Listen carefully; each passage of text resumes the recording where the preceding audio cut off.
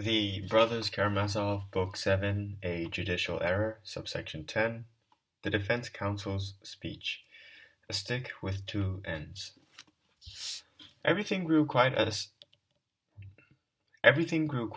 the first words of the celebrated orator rang out. The entire chamber glued its eyes upon him. He began exceedingly directly, in a simple and convinced manner, but without the slightest arrogance. There was not the slightest attempt at eloquence, and notes of pathos, at words that rang with emotion. This man, who had begun to speak with an intimate circle of people who were sympathetic to him, his voice was magnificent,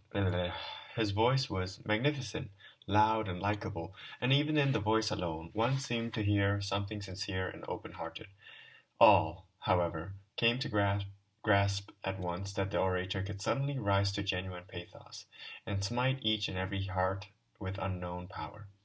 He spoke, perhaps, less correctly than Ippolit Kirillovitch, but without long, windy phrases, and if anything even more precisely. Thank God. That's going to be much easier for me.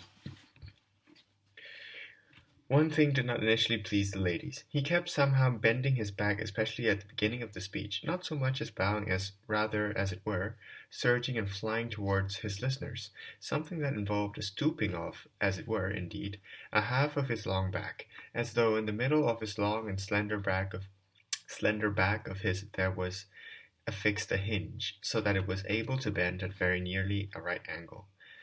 At the beginning of his speech he spoke somehow distractedly, as though without method, seizing facts at random, but the ultimate result was an integral whole. His speech might have been divided into two halves. The first half, that was a refutation of the prosecution's case, that was at times malicious and sarcastic. But in the second half of his speech he suddenly, as it were, altered both his tone and even his mode of treatment, and at once went towering up to the realms of pathos, while the chamber seemed to have been expecting this, and began to tremble all over with ecstasy. He went straight to his task, and began by saying that though the field of his career was in St. Petersburg, it was not the first time that he had visited a town of Russia to defend a prisoner, though he would only do so either when he was convinced of the man's innocence, or when he had a premonition of it in advance. The same thing happened to me in the present instance, he explained.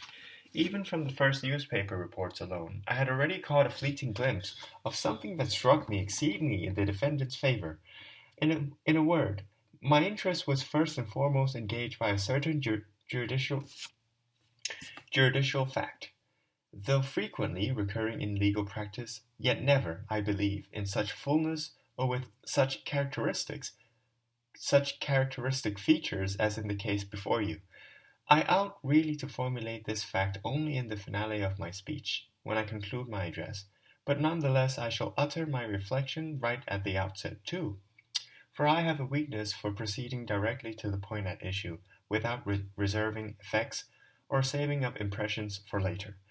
This possibly demonstrates a lack of foresight on my part, but is, on the other hand, sincere.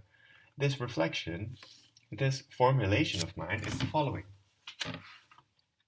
The overwhelming weight of the fact is against the defendant, and yet at the same time, not one of those facts will withstand criticism if it is examined in isolation, on its own. As I followed the case further by means of rumors and the newspapers, I grew more and more confirmed in my reflection, and suddenly from the kinsfolk of the accused I received a request to defend him. I at once hurried here, and here became finally convinced. You see, it is in order to smash this terrible weight of the facts and to demonstrate the unproven and fantastic nature of each incriminatory fact taken separately that I have taken it upon myself to defend this case. Thus did the defense counsel begin, and suddenly did proclaim. Gentlemen of the jury, I am fresh here. All my impressions have come to me without prejudice. The defendant, violent of character and unbridled, did not offend me beforehand, and as he has, perhaps, 100 of persons in this town, which is why many have been warned against him in advance.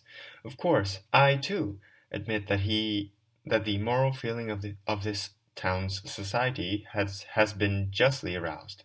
The defendant is violent and ungovernable. He has, however, been received in the society of this town. Even in the household of the highly talented prosecutor has he been shown much kindness. Nota bene, Notabene. In the public at these words, two or three titters were heard, swiftly suppressed, but noticed by all. Everyone in our town knew that the public procurator had admitted Mitya to his home against his will, for the sole reason that on some account he was found interesting by the public procurator's wife, a lady in the highest degree virtuous and respectable, but fantastical and capricious and fond in certain instances, primarily over trivia, of opposing her spouse. Mitya had, as a matter of fact, visited their house rather seldom. Nonetheless, I shall make bold to consider it possible, the defense counsel continued, that even in a mind as independent, a character as equitable as that of my opponent, there might have formed against my unhappy client a certain erroneous prejudice. Oh, that is so natural. The unhappy fellow has all too richly deserved that others should treat him even with prejudice. As for outraged moral and, even more so, aesthetic feeling, it is sometimes implacable. Or is it implacable? I don't know. Of course, in the highest talented speech for the prosecution, we have all heard a strict analysis of the defendant's character and actions, a strict and critical attitude towards the case, and above all, there have been advanced such psychological depths for the explanation to us of the essence of the case that the penetration of those depths could on no account have taken place in the presence of even the slightest intentionally and maliciously premeditated attitude towards the person of the defendant. But after there are things which are even worse, even more fatal in cases of this kind than the most malicious and premeditated attitude towards the case. That is to say, if we are, for example, seized by a certain, so to speak, artistic game, by need for artistic creation, so to speak, the making of a roman, particularly in the presence of a wealth of psychological gifts with which the Lord has endowed our faculties. While I was in St. Petersburg, as yet only making my preparations to come here, I was forewarned, and indeed I myself was aware without any forewarning, that I should encounter here, as my opponent, a deep and most subtle psychologist, who has by his quality long acquired by merit an especial reputation in our still young judicial world. But psychology, gentlemen, though it is a deep thing, none the less resembles a stick with two ends, a titter in the public. Oh, you will of course forgive me for my trivial comparison. Of eloquent speaking I am anything but a master, but here, none the less, is an example. I take the first one I come across in the speech for the prosecution. The defendant, running away at night, in the garden, climbs the fence and casts down by a blow from a brass pestle the lackey who has seized him by the leg. Thereupon he immediately leaps back into the garden and spends an entire 5 minutes troubling himself over the man whom he has cast down, in an attempt to find out whether he has killed him or not. And now you see, the prosecutor is on no account willing to believe in the truth of the defendant's statement that he had leapt down to the old man Grigory out of pity. No, he says, it is not possible that he could have felt such sentiment at such a moment. It would have been unnatural, and he leapt down for the specific purpose of ascertaining whether the only witness of his evil deed was alive or slain, thereby providing certain testimony that he had committed the evil deed, as he could not have leapt down into the garden on any other ground, inclination or emotion. There is psychology at work, but if we take the same psychology and apply it to the case, only from the other end, what results will not at all be any the less probable. The murderer leaps down out of caution in order to ascertain whether the witness is alive or not. Yet he has only just left in the study of his own father, whom he has murdered. According to the testimony of the prosecutor himself, colossal piece of evidence against him in the form of the torn envelope, which bore upon it an inscription saying that there were 3,000 rubles in it. After all, he had carried off that envelope with him.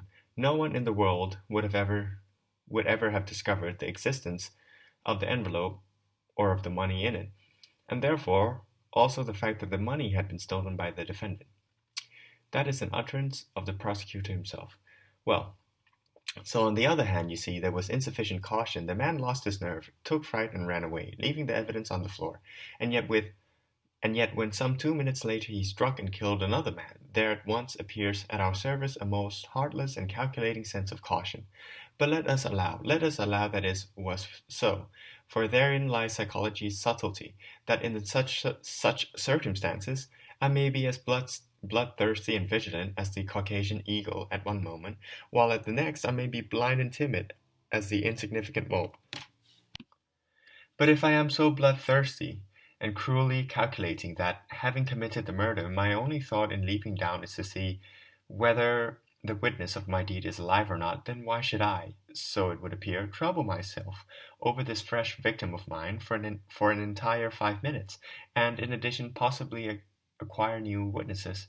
Why should I wet my handkerchief, wiping the blood from the head of the one I had cast down, so that this handkerchief may later serve as evidence against me? No.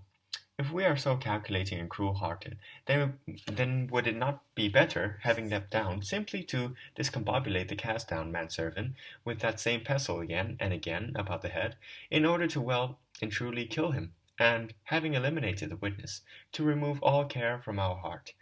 And finally, I leap down in order to verify whether the witness to my deed is alive or not. And right upon the path leave another witness, namely, the very same pestle that I snatched from 2 women, both of whom may at any time acknowledge the pestle as their own, and begin to testify that it was I who snatched it from the kitchen. And it was not simply left on the path, dropped in absent-mindedness, perplexity. No. We made a special point of throwing our weapon away, because it was found some 15 paces from that spot where Grigory was cast down. The question arises, why did we act thus? Oh, we acted thus for the specific reason that we were sick at heart and at having killed a man, an old manservant, and so in vexation with the curse, we threw away the pestle as being an instrument of murder. No other possibility presents itself, for why did we throw it with such an exertion of our might? As for the fact that we were able to feel pain and pity at having killed a man, that was really of course because we had not killed our father. Had we killed our father, we should not have leapt down to the other whom we had felled. Out of pity, then we should have felt another emotion. In that case, it would not have been pity that we concerned ourselves with but self-salvation, and that is, of course, so. On the contrary, I repeat, we would have finally smashed his skull, and would have not spent 5 minutes troubling ourselves over him. A place for pity, a kindly emotion appeared for the precise reason that until then our conscience had been clear. Here, therefore, it is a different psychology. You see, gentlemen of the jury, I have now myself had recourse to psychology in order to show by means of graphic demonstration that from it one may infer whatever one may wish. All centers upon what hands it rests in. Psychology beckons even the most serious of men to the concoction of romance, and quite without their willing it. I speak of excessive psychology, gentlemen of the jury, and a certain abuse of it. Okay, so that's the end of his speech. Here, once again, approving titters were audible in the public, all of them addressed in the direction of the public procurator. I shall not adduce the entire speech of the defense counsel in detail, but shall merely select certain passages from it, certain of the most important points.